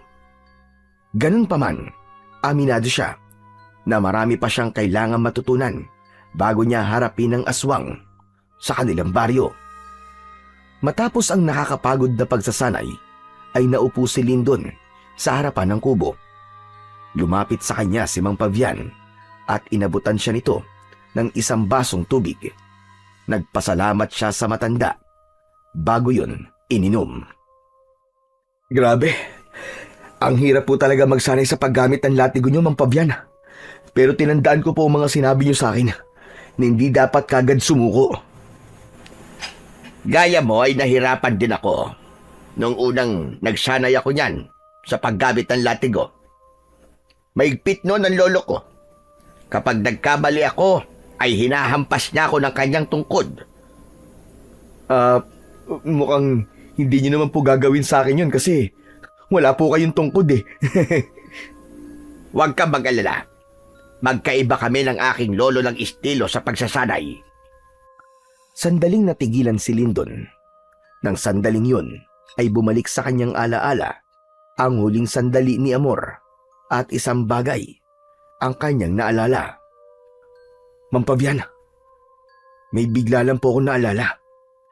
May sinabi kasi sa akin si Amor eh. Ang sabi niya ay kilala na niya kung sino ang aswang. Kaya lang hindi niya nasabi sa akin kung sino kasi bigla siyang hinilat, pinatay nung aswang eh. Ang ibig po bang sabihin nun eh, isa sa mga nakatira sa baryo namin ng aswang? Malaki ang posibilidad na tabag yung sinabi. Kung kilala siya ni Amor, ibig sabihin ay isa ito sa mga nakakasalamuhan niya sa araw-araw. Pero sino sa kanila ang aswang? Sayang kasi namatay si Amor nang hindi niya nasabi sa akin kung sino ang aswang na matagal nang nagpapahirap sa amin lahat. Mas magiging madali sana ang pakikipaglaban mo kung makikilala siya dahil maaari mo siyang atakihin na abang nasa anyo siyang tao. Mahina ang isang aswang kapag wala siya sa kanyang totoong anyo. Pero hindi bale. Ang importante ay nagsasanay ka na ngayon para kapag nakaharap mo siya na nasa anyong tao o aswang man siya, ay nasisiguro ko sa iyo na ikaw ang mananalo. Tumingin sa malayo si Lindon. Inisip niya ang mga pwedeng mangyari sa sandaling magkaharap na sila ng aswang. Ngunit hindi niya naiwasan ang kabang bumalot sa kanyang puso nang dahil sa pagkatao ng aswang na kailangan niyang labanan at patayin. Sa mga lumipas na araw ay nagpatuloy si Lindon sa pagsasanay sa tulong ni Mang Fabian. Marami pa itong itinuro sa kanyang teknik sa pakikipaglaban gamit ang latigong gawa sa buto ng ahas. Habang tumatagal ay nawala na ang bigat ng latigo at kung minsan ay para na siyang walang hawak. Unti-unti na rin silang naging isa ng latigo. Kung minsan, kahit mag-isa ay nagsasanay si Lindon, malinaw na sa kanya na ang kanyang ginagawa ay hindi lang para sa bigyan ng hustisya ang nangyari kay Amor at sa anak nito, kundi upang matuldukan na ang takot na maraming taon nang bumabalot sa kanilang baryo. Isang hapon, matapos ang nakakapagod na pagsasanay, ay nagtaka si Lindon nang pumapalakpak si Mang Fabian. Nakangiti itong lumapit sa kanya at tinapik siya sa balikat. Napakahusay! Napakahusay, Lindon. Ngayon ay masasabi kong handa ka ng talaga. Ang ibig niyo po bang sabihin pumapayag na po kayong harapin ko ang aswang? Oo, Lindon. At labis mo kong pinahanga dahil sa maikling panahon lang ay naging biyasa ka na kagad sa paggamit ng latigo na yan. Alam ko na ang dahilan niyan ay dahil malinaw na sa'yo kung ano ang iyong layunin. Ipinagmamalaki kita, Lindon. Maraming salamat po, Mang Fabian. Napakasarap pong mapakinggan ang mga ganyang salita mula sa inyo. Hindi ko po ito magagawa kundi dahil sa gabay at tulong nyo. At nangangako po ako na hindi ko sasayangin ang lahat ng ito. Aasahan ko yan. Ngunit huwag mo masyadong pahirapan ang iyong sarili. Dapat ay may konkreto kang plano. Huwag kang magpapadalos-dalos. Mas maganda nang sigurado sa bawat magiging hakbang mo. Yan po talaga ang gagawin ko, Mang Fabian. Ayoko pong magpadala sa galit ko at baka masayang ang lahat ng pinaghirapan natin. Sa ngayon po, ay magmamanman na muna ako sa nangyayari sa aming baryo. Isang malalim na paghinga ang pinakawalan ni Lindon. Hindi nagtatapos sa pagsasanay ang lahat at alam niyang yun pa lamang ang simula. Nangako siya sa kanyang sarili na gagawin niya ang lahat upang makamit niya ang tagumpay. Kinagabihan, nagpaalam si Lindon kay Mang Fabian na magmamanman siya sa kanilang baryo. Pinayagan naman siya ni Mang Fabian at pinag-ingat siya nito. Nais alamin ni Lindon ang kalagayan ng kanilang baryo dahil mahigit 1 buwan na ang nakararaan simula nang mawala siya roon. Habang naglalakad palabas ng gubat, ay dala ni Lindon ang latigo na gawa sa buto ng ahas. Nakaikot yun at nakasampay sa kanyang kaliwang balikat. Nang makarating na siya sa kanilang baryo, ay sumalubong sa kanya ang pamilyar na katahimikan. Wala pa rin nagbago. Ganun pa rin. Nabubuhay pa rin ang mga tao rito sa takot. Ang unang naisip ni Lindon ay puntahan si Manolo sa kanilang bahay. Sigurado siya na nag-aalala na ito dahil napakatagal na niyang nawala. Pagdating niya sa kanilang bahay ay marahan siyang kumatok. Naisip niya na lakasan ang pagkatok dahil naalala niya na malalim palagi ang tulog ng kanyang kaibigan. Hindi nagtagal ay narinig niya ang yabag ng paa sa loob ng bahay. Sandali lang! Ano ba yan? Istorbo naman to! Kasunod noon ay bumukas na ang pinto. Nanlaki ang mga mata ni Manolo nang makita si Lindon. Napanganga ito na parabang hindi ito makapaniwala. Bahagyang itinulak ni Lindon si Manolo at saka siya pumasok. Isinarado niya kagad ang pinto. Marahan niyang tinampal ang pisngi ni Manolo. Hoy, Hindi ka na nanaginip ha? Ako to, hindi ako aparisyon. Hinawakan ni Manolo ang braso ni Lindon. Umakyat ang kamay nito sa kanyang muka at saka siya nito niyakap ng maigpit. Ikaw nga pare! Salamat at buhay ka! Akala ko talaga patay ka na Kumalas si Manolo sa pagkakayakap at bakas pa rin sa mukha nito ang pagkagulat. ikaw naman, nawala lang ako, inisip mo na kagad na patay na ako. Paano ba naman kasi? Ang sabi ng mga tao, sinubukan mo daw iligtas si Amor mula doon sa aswang. Tapos, hindi na namin nakita ang katawan mo. Oo nga pala. Si Amor, walang awa siyang pinatay ng hayop na aswang na yun. Hindi ko sila nailigtas ng anak niya, Manolo. Naging emosyonal si Lindon. Naluwa siya habang mariin na nakakuyom ang mga kamay. Huwag mong sisihin ang sarili mo, Lindon. Wala kang kasalanan sa nangyari. Tama ka. Wala nga akong kasalanan. Ang aswang na yon ang may kasalanan ng lahat. Manolo, ano na palang nangyari kay Amor? Malamang, nakalibing na siya ngayon. Nakakaawa nga ang itsura niya nang makita namin eh. Wala na siyang puso, tapos wakwak pa yung tiyan. Yung baby niya wala na rin. Mukhang kinain na nung aswang. Pero pare, masaya ako na makita kitang buhay. Ano pa lang nangyari sa'yo? Sinubukan kong iligtas si Amor. Pero huli na ang lahat. Ako ang sunod na pinuntirya ng aswang. Lumaban ako nung una. Pero wala akong laban sa kanya kaya tumakas ako. Kaya lang nahulog ako sa mababaw na bangin. Tapos nawalan ako ng malay. At saka ano pare? sa ngayon ayoko munang sabihin sa kahit na sino nangyari pagkatapos kong makatakas sa aswang. Pero may sinabi sa akin si Amor bago siya mamatay. Ano yun? Ang sabi niya sa akin bago siya mamatay ay kilala niya kung sino ang aswang. Malakas ang kutob ko na kaya siya pinuntirya ng aswang na yon ay dahil nalaman ni Amor ang sikreto nito kung sino talaga siya. Kaya lang, hindi na sa akin nasabi ni Amor kung sino ang aswang Kaya nandito ako para alamin kung sino ang hayop na yun. Sayang nga pare.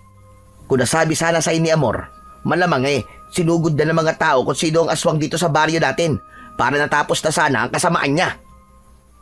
Kaya nga ako bumalik dito para patayin ang aswang na yon. Oras na para wakasan ng ilang taon na palagi tayong natatakot. At gagawin mo yun na mag-isa pare? Alam mo ba kung gaano kabagsik at kawalang awa yung aswang na yon? Baka mapahamak ka. May sandata ako laban sa kanya. Inalis ni Lindon ang latigong gawa sa buto ng ahas mula sa kanyang balikat at ipinakita niya yon kay Manolo. Ang latigong to ang gagamitin ko laban sa kanya, Manolo. Isa itong mabisang sandata laban sa mga aswang. Ang latigong to ay gawa sa buto ng ahas na alaga ng isang diwata. Wow! Ang astig naman yan, Lindon. Ngayon lang ako nakakita ng ganyang klaseng latigo Kaya kailangan kong malaman kung sino ang aswang dito sa ating baryo, Manolo. Sana matulungan mo ko. Anong klaseng tulong ang kailangan mo? Basta kaya ko gagawin ko. Matagal ko na rin gustong mawala ang aswang na yun Magmanman ka rito sa baryo natin. Pag-aralan mo ang kilos ng lahat, lalo na yung mga alam mong kilala ni Amor. Mas mapapadali ang laban ko sa aswang kung malalaman ko kung sino siya. Walang pagdadalawang isip na pumayag si Manolo sa ipinagawa rito ni Lindon. Anito ay gagawin nito ang lahat para makatulong. Hindi na nagtagal doon si Lindon. Nagpaalam siya kay Manolo. Bago siya umalis, ay tinanong ni Manolo kung saan siya tumutuloy, ngunit hindi niya sinabi sa kaibigan. Para kay Lindon, ay hindi lang ang baryo nila ang kailangan niyang protektahan, kundi maging si Mang Pavian din at ang tirahan nito sa gitna ng kagubatan. Alam niya na kapag nalaman ni Manolo kung saan siya nakatira, ay pupuntahan siya nito roon at hindi imposibleng sundan ito ng aswang. Hanggat maaari, ayaw niyang magulo ang tahimik na mundo ni Mang Pavian sa gubat. Nang makabalik si Lindon sa bahay ni Mang Pavian, ay gising pa ang matandang lalaki. Agad siya nitong sinalubong upang magtanong. Kumusta ang lakad mo, Lindon? Sa nakita ko po, ay mukhang patuloy pa rin po ang pag-atake ng aswang sa aming baryo. Tahimik pa rin po doon, Mang Pavian. Pero sandali po ako nagpunta sa bahay ko para kausapin ang kaibigan ko. Iniisip pala ng mga tao ron na patay na ako.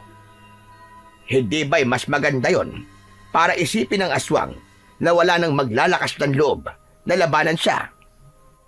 Tama po kayo. Mas makakagalaw po ako ng maayos kung iisipin ng aswang na wala na ako.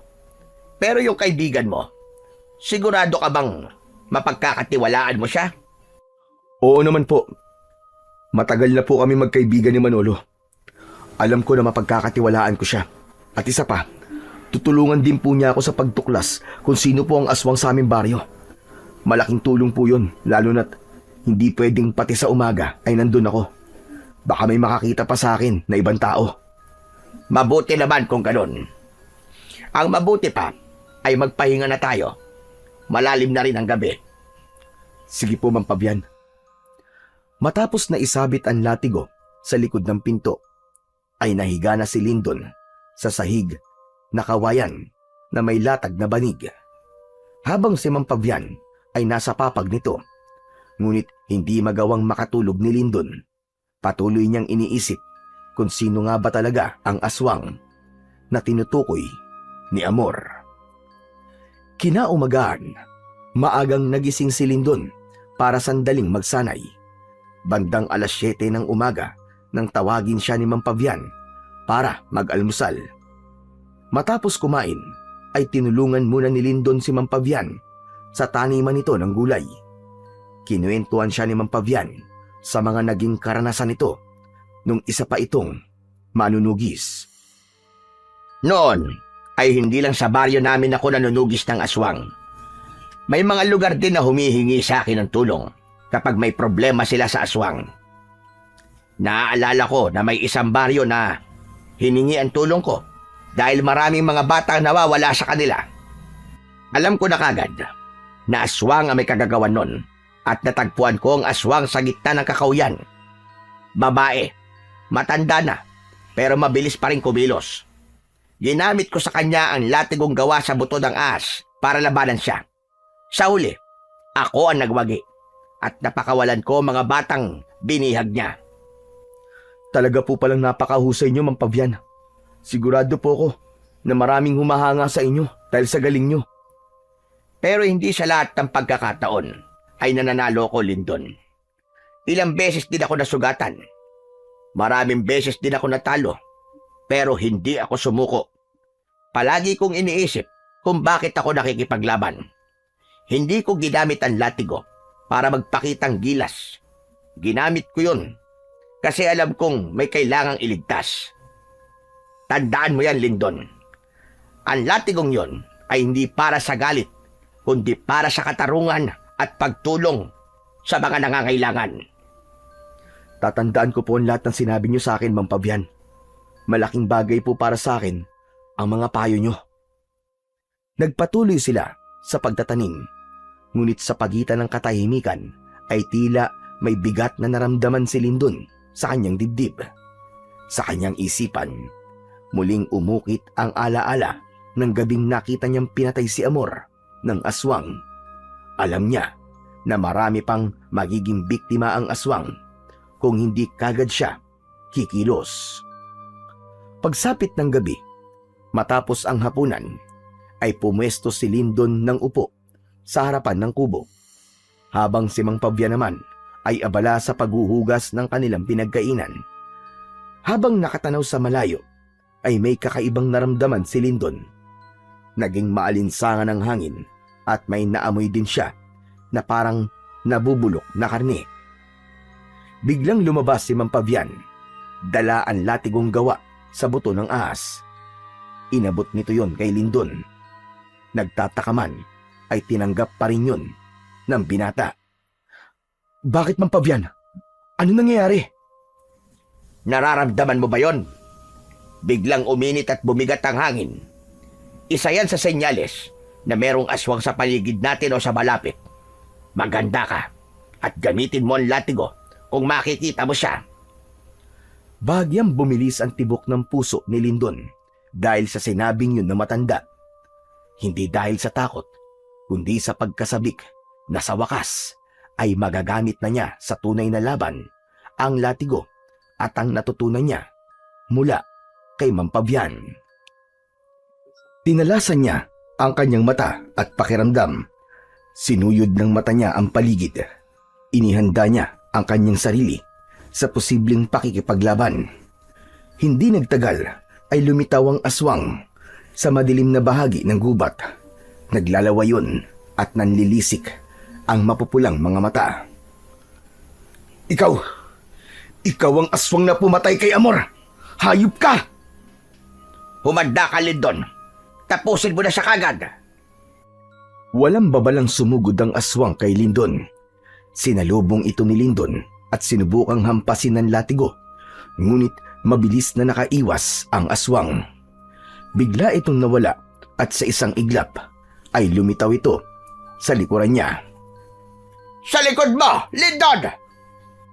Bago pa makaharap si Lindon ay naramdaman na niya ang pagbaon ng matutulis na ngipin ng aswang sa kanyang balikat. Napasigaw siya sa labis na sakit. Binuwat siya ng aswang at malakas na ibinalibag sa lupa. Nabitiwan ni Lindon ang latigo.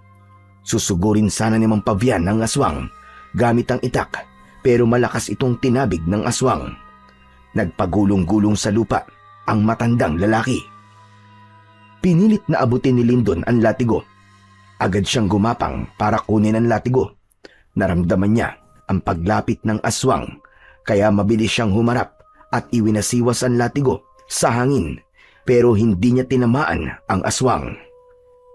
Humagikgik ang aswang na parabang pinagtatawanan siya, ngunit sa halip na sumugod muli ay umatras ito.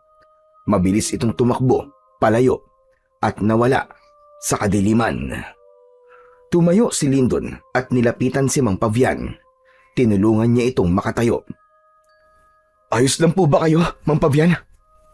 Ayos lang ako. Ikaw may sugat ka sa balikat. Pumasok na tayo para magamot ko na yan. Nagpatiuna si Mang Pavian sa pagpasok sa kubo, habang si Lindon ay tinignan muna ang paligid upang makasiguro na wala na talaga ang aswang. Hindi nagtagal ay sumunod na siya kay Mang Pavian. Sa loob ng kubo ay agad na ginamot ng matandang lalaki ang sugat niya. Patawarin niyo po ako, Mang Pavian. Bakit? At para saan naman ang paghingi mo ng tawad? Dahil hindi ko po napatay ang aswang, ni hindi ko man lang siya nagalusan. Pakiramdam ko ay binigo ko po kayo. Huwag mong sabihin yan. Unang beses mo pa lang na makipaglaban sa isang aswang. Hindi porket nagsanay ka na, ay mahusay ka na kagad. Huwag ka mag-alala. Marami pang pagkakataon upang makaharap mo siya. Sa aking palagay, ay tinignan lamang ng aswang ang kapasidad mo. Kung ganun, alam na po niya na hinahanap ko siya. Sa aking palagay ay oo. At alam na rin niya na dito ka nagtatago. Sandaling nag-isip si Lindon habang nilalagyan ni Mang Pavian ng gamot ang sugat niya. Napamaang siya ng isang bagay ang pumasok sa kanyang isipan. Si Manolo. Si Manolo po yung kaibigan ko. Siya lang po ang pinagsabihan ko ng tungkol sa aking misyon. Hindi kaya meron siyang ibang pinagsabihan at nakarating yun sa aswang? Mukhang gano'n na nga ang nangyari. Kaya nais ko sanang sabihin sa'yo na wala ka dapat pagsabihan ng iyong gagawin kahit kilala mo pa, dahil maaaring yung pa maging dahilan para mabulilyaso ang iyong mga pinaplano. Pero sa tingin ko po ay daan din to para malaman ko kung sino ang aswang sa aming baryo. Kailangan kong makausap si Manolo kung sino-sino ang kanyang pinagsabihan. Matiim na napatingin si Lindon kay Mang Pavian. Tumango ang matandang lalaki bilang pagsang-ayon sa kanyang sinabi. Sa gabing yun, matapos ang unang laban niya sa aswang, ay napagtanto ni Lindon na hindi niya ito dapat maliitin. Kahit pa may sandata siyang epektibo sa pagpatay ng aswang, ay kailangan pa rin niyang maging maingat at matalino sa susunod nilang paghaharap. Nang sumunod na araw, pagsapit ng gabi, ay nagtungo si Lindon sa kanyang bahay. Dala niya ang latigo na gawa sa buto ng ahas, dahil hindi siya sigurado sa kung anong pwedeng mangyari. Wala pa si Manolo sa bahay, kaya pumasok na lamang siya sa bintana sa likod na hindi nakakandado. Nagtungo siya sa sala at naupo upang hintayin ang kanyang kaibigan na si Manolo. Hindi nagtagal ay bumukas na ang pinto. Nagulat si Manolo pagkakita kay Lindon. Agad itong pumasok at isinarado ang pinto. Pambihira, nakakagulat ka naman, pare. Akala ko magnanakaw ka eh. Hindi na ako magpapaligoy-ligoy pa, Manolo. Umamin ka nga sa akin.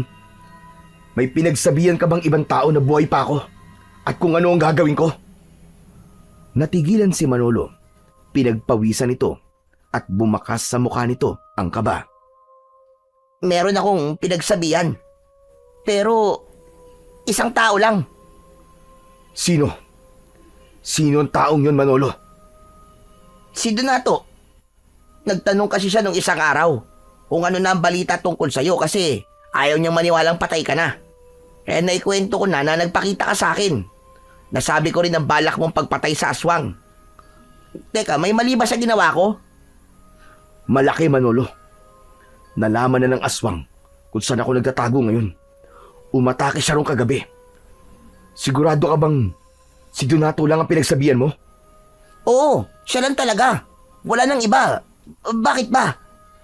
Manolo, sa tingin ko ay si Donato ang aswang. Ano? Sigurado ka ba dyan sa sinasabi mo? Kung siya lang ang pinagsabihan mo, ibig sabihin, siya lang ang nakakaalam sa misyon ko. Malamang, nasundan niya ako, kaya nalaman niya kung nasan ako. Muling natigilan si Manolo na para bang nag-iisip. Maya-maya pa ay nagsalita ito ulit. Sa tingin ko tama ka pare. May usap-usapan kasi na kumakalat dito sa baryo na yung aswang na nambibiktima ng mga tao dito sa baryo natin ay yung anak ng babaeng aswang na pinatay nun ng mga tao. Hindi ba si Donato ay dayo lang dito sa ating baryo? Bigla na lang siya dumating dito at sa aking pagkakatanda ay doon na rin nagsimula ang pag-atake ng aswang. Tama ka. Mukhang yan nga ang dahilan kung bakit siya pumapatay ng mga tao dito sa baryo natin. Yun ay upang magiganti. Kung ganun, ay kailangan ko na siyang harapin ngayon, Manolo. Hindi na ako papayag na may maging biktima pa siya. Kailangan matapos na ang gabing to na may isa sa amin na mamamatay. Tumayo si Lindon. Palabas na sana siya ng pinto nang hawakan siya sa braso ni Manolo. Nang tignan niya ito, ay bakas sa mukha nito ang pag-aalala. Sandali lang pare. Huwag ka magpadalos-dalos. Baka kung anong mangyari sa iyo eh. Kung totoo ngang aswang si Donato, baka wala kang laban sa kanya. May laban ako sa kanya, Manolo. May sandata ako. Itong dala kong latigo. Kailangan niya nang magbayad sa mga kahayupang ginawa niya dito sa ating baryo. Wala siyang puso, sapagkat kahit ang mag-ina niya ay nagawa niyang patayin upang protektahan lang ang kanyang sikreto. Kung ganun pare, hayaan mo ako sumama sa'yo. Mabuti lang meron kang backup. Hindi na kailangan, Manolo. Dito ka na lang at ipagdasal mo ko. Ayokong pati ikaw ay madamay. Ito ay laban sa pagitan namin ni Donato. Kung hindi na kita mapipilit na isama mo ako, ay susundin na lang kita. Basta, bumalik ka ng buhay dito, Lindon ha. Ayoko mawalan ng isang mabuting kaibigan. Isang tango lamang ang isinagot ni Lindon. Matapos yun, ay tuluyan na siyang lumabas at mag-isang naglakad patungo sa tirahan ni Donato. Inasahan na ni Lindon na malalaman niya sa gabing yun kung sino ang aswang. Ang hindi niya inaasahan ay si Donato pala yun. Hindi niya ito pinaghinalaan sapagkat alam niyang imposible na patayin nito si Amor at ang anak nito. Ngunit dahil sa sinabi ni Manolo at nang mapagdugtong-dugtong na nila ang mga nangyari, ay kumbinsido na siya na si Donato nga ang aswang. Makalipas ang ilang minuto, ay nasa harapan na si Lindon ng bahay ni Donato. Maigpit niyang hawak ang latigo. Nakasarado ang pinto ng bahay at patay na ang mga ilaw sa loob. Donato! Lumabas ka dyan! Harapin mo ako! Walang hiya ka, Donato! Lumabas ka! Paulit-ulit na sumigaw si Lindon. Maya-maya pa ay bumukas ang pinto at lumabas si Donato na nagulat nang makitang buhay si Lindon. Lindon? Papabuhay ka nga! Sabi ko na nga ba at hindi ka papatay eh. Nanghihinayang ka ba? Na hindi mo ako napatay? Teka, ano ba pinagsasasabi mo? Anong hindi kita pinatay? Tama ng pagmamaang-maangan mo, Donato. Alam ko ng sekreto mong hayop ka. Ikaw ang aswang dito sa aming baryo. Ikaw ang anak ng babaeng aswang na pinatay noon ng mga tao dito at bumalik ka rito para maghiganti. Teka, kalokohan yan sinasabi mo, Lindon. Hindi ako aswang. Huwag kang magsalita ng ganyan at baka may makarinig pa sa'yo. Baka maniwala sila sa kasinungalingan lumalabas sa bibig mo. Mas mabuti na nga marinig ng lahat ng sinasabi ko para malaman nila kung ano ka talagang hayop ka. Napakawalang puso mo. Kahit asawa at anak mo ay pinatay mo. Bakit? Dahil nalaman ba ni Amor na isa kang aswang kaya mo siya pinatay? Umiim ang bagang ni Donato. Mariin nitong ikinuyom ang mga kamay sabay duro kay Lindon. Huwag mo dinadamay dito, mag-ina ko, Lindon. Hindi mo alam kung ano ang pinagdadaanan ko sa araw-araw dahil sa pagpatay ng aswang na sinasabi mo. Kung alam mo lang, hinahanap ko rin ang aswang na yon para patayin. Gusto kong maghiganti. Gusto kong bigyan ng hustisya ang pagkamatay ng mag-ina ko. Tama na. Tama na ang pagpapanggap mo. Hindi ako madadala sa drama mo. Sisiguraduhin ko na pagsisisihan mo ang lahat ng ginawa mo. Ipakita mo na ang totoo mong anyo. Maging aswang ka na at maglaban na tayo hanggang kamatayan. Wala akong ipapakitang ibang anyo sa'yo, Lindon. Umalis ka na. Hindi ako aalis hanggat hindi kita napapatay. Mag-anyong aswang ka na. Umalis ka na bago pa ako tumawag ng mga pulis. Kung ayaw mo mag-anyong aswang, pipilitin kitang gawin mo yon. Malakas na sumigaw si Lindon at saka siya sumugod kay Donato. Isang malakas na suntok sa panga ang agad na ibinigay niya rito na dahilan para mapaatras ito at mapaupo. Hindi niya na ito hinintay na makatayo at sinundan kagad niya yon ng isa pang suntok sa muka. Napayuko si Donato ngunit pilit na tumayo at lumaban. Gumanti rin ito ng suntok pero mabilis na nasalag yun ni Lindon. Ano ba? Tumigil ka na, Lindon! Hindi ako titigil. Papatayin kita, Donato. Para to sa lahat ng naging biktima mo. Nagpatuloy si Lindon sa pagsuntok kay Donato. Ang gusto niya ay mag-anyong aswang ito bago niya ito gamitan ng latigo. Ang bawat suntok ni Lindon ay may kasamang galit at pagkasuklam. Sa huli, napabagsak niya si Donato sa lupa. Mabilis siyang sumaklang sa katawan nito at sunod-sunod na pinakawala ng kanyang mga kamao sa mukha nito.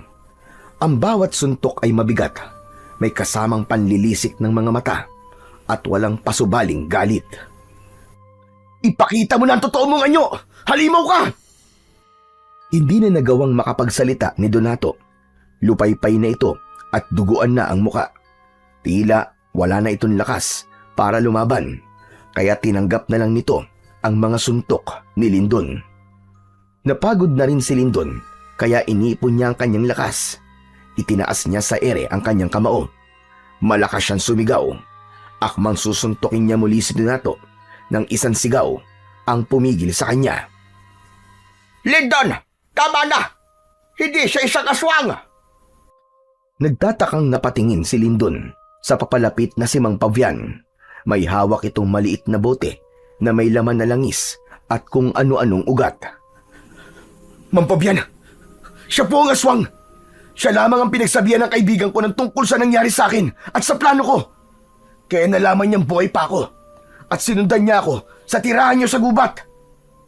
Maniwala ka sa akin. Hindi isang aswang ang lalaking yan. At paano niyo po nasabi na hindi aswang tong si Donato? Ipinakita ni Mang Pavian ang hawak nitong bote.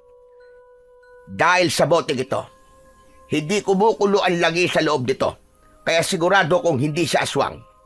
Isa pa, base sa pakiramdam ko, ay wala akong nararamdaman na may dugo siyang aswang. Naguguluhang napatingin si Lindon kay Donato. Hindi niya maintindihan kung paanong hindi aswang si Donato, gayong lahat ng ebidensya ay ito ang itinuturo. Umalis na siya sa ibabaw ni Donato. Tinulungan ni Mang Pavian si Donato na makatayo. Sinabi ko naman kasi sa iyo eh. Hindi ako ang aswang. Sandali, Donato. May iba ka bang pinagsabihan ng tungkol sa nangyari sa akin sa gubat? Wala. Wala akong pinagsabihan. Si Manolo, siya ang nagsabi sa akin ng tungkol sa nangyari sa'yo. Kahit hindi ko naman siya tinatanong. Biglang nanlamig si Lindon.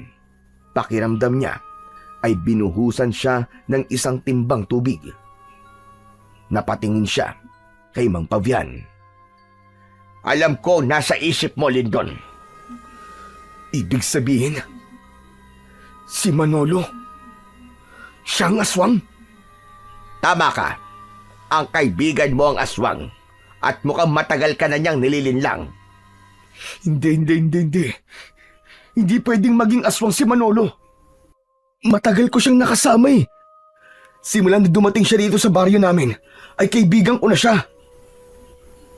Sandaling natigilan si Lindon. Sa sinabi niyang yun, ay doon na niya napagtanto na gaya ni Donato ay dayo din si Manolo sa kanilang baryo. Doon na rin niya naisip na baka kaya tuwing kinakatok niya si Manolo sa kwarto nito ay hindi ito nagbubukas ng pinto ay dahil wala ito roon. Dahil ang totoo ay nasa labas ito at nambibiktima ng mga tao. Labis na nasaktan si Lindon sa realisasyon na yun. Hindi niya akalain na ang taong pinagkakatiwalaan niya ang siyang salot sa kanilang baryo. Kung si Manolo ang aswang, ay kailangan ko siyang patayin. Pinatay niya ang mag-ina ko. Walang hiya siya. Nga ba, Donato? Kaya mo akong patayin? Matapos kang bugbugin ng kaibigan ko, ay makakalaban ka pa ba? Napatingin silang lahat kay Manolo. Huminto ito sa paglalakad. Tumayo ito ilang dipaan layo sa kanila. Sa kabila ng katotohanang sumabog ng gabing yun, ay may maliit pa ring pag-asa si Lindon na hindi aswang ang kanyang kaibigan. Manolo, sabihin mong di totoo ang aming hinala na ikaw ang aswang. Talagang maniniwala ka sa kanila, Lindon? Matagal na tayo magkaibigan, di ba? Kung isa akong aswang, ay matagal ka ng patay dahil magkasama tayo sa iisang bubong. Huwag kang maniwala sa sinasabi niya, Lindon. Tignan mo lang sa aking bote. Kumulo ito simula nang dumating ang kaibigan mo. Ibig sabihin ay isa siyang aswang. Kasinungalingan niyan, tanda. At paano ang isang langis ay magsasabing aswang ang isang tao o hindi? Ang matandang yan, Lindon. Baka yan ang aswang. Tignan natin kung makakatanggi ka pa sa gagawin kong hayop ka. Walang babalang ibinato ni Mang Pavian ang maliit na bote na may lamang langis kay Manolo. Tumama yon sa noo ni Manolo at nabasag. Kumalat ang malapot na langis sa buong muka nito. Anong ginawa mong matanda ka? Ang langis na yan ang magpapalitaw sa kung ano kan talaga.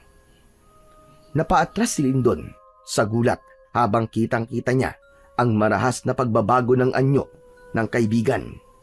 Ang balat ni Manolo ay tila pinupunit mula sa loob. Nanlisik ang mga mata nito. Halos lumabas na ang ugat nito sa buong katawan. Lumitaw ang matutulis nitong ngipin. Humaba ang mga kuko. Lumabas ang dila nitong napakahaba at kulay itim habang umuungol sa sakit dahil sa langis. Habang patuloy na nag-aanyong aswang si Manolo, ay hindi pa rin makagalaw si Lindon. Umigat ang pakiramdam niya at hindi pa rin niya matanggap na ang aswang na kailangan niyang labanan ay walang iba kundi ang pinagkakatiwalaan niya at ang matalik niyang kaibigan na si Manolo. Matapos ang pagbabagong anyo ni Manolo, ay inunat nito ang katawan. Diretso itong tumingin kay Lindon at bahagyang ngumisi. Wala na akong magagawa kundi ang aminin ang totoo. Oo, ako nga ang aswang na matagal lang nananalasa sa baryong ito. Ginagawa ko to dahil pinatay niyo ang aking ina. Nangako ko sa kanya na ipaghihiganti ko siya at babalik ako sa lugar kung saan siya pinatay. Kung ganun, ikaw rin ang pumatay kay Amor? Tama ka, ako nga. Nahuli niya kasi akong nagbabagong anyo. Kaya bago pa siya makapagsalita, ay pinatahimik ko na siya. Pero nakialam ka, Lindon. Ang totoo ay wala akong balak na patayin ka dahil itinuring kitang kaibigan. Pero mas mahalaga pa rin sa akin ang pagiganti. Kaya isasama na kita sa aking mga naging biktima. Hayop ka, Manolo! Hayop ka! Pinatay mo ang mag-ina ko! Ako ang papatay sa'yo! Susugod sana si Donato kay Manolo, ngunit mabilis itong pinigilan ni Mang Pavian. Tumigil ka! Huwag kang magtapang-tapangan. Hindi mo kaya ang aswang na yan. Hayaan mo si Lindon ang tumapos sa kanya. Lindon! Patayin mo na ang aswang na yan. Huwag mong isipin na kaibigan mo siya. Isipin mo mga inosenteng taong pinaslang niya.